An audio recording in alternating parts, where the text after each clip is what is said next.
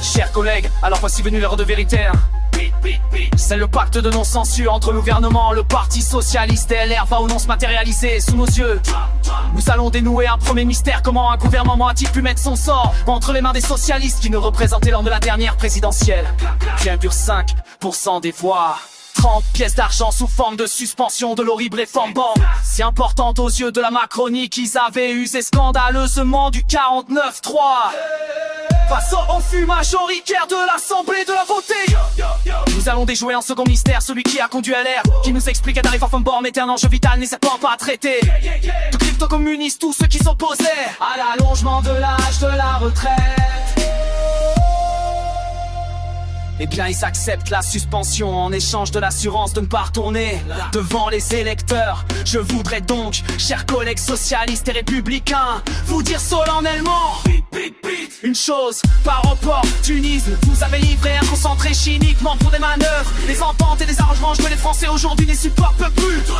Renaissance est contre la suspension, ils vont voter pour.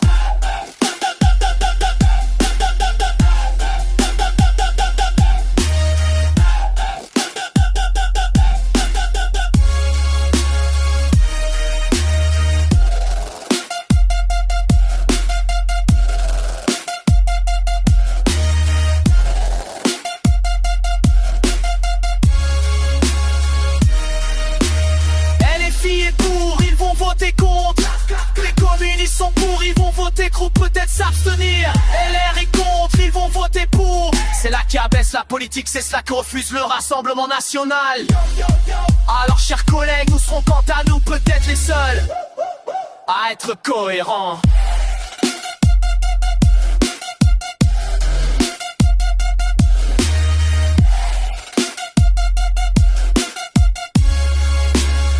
Nous allons voter pour suspendre en attendant son abrogation.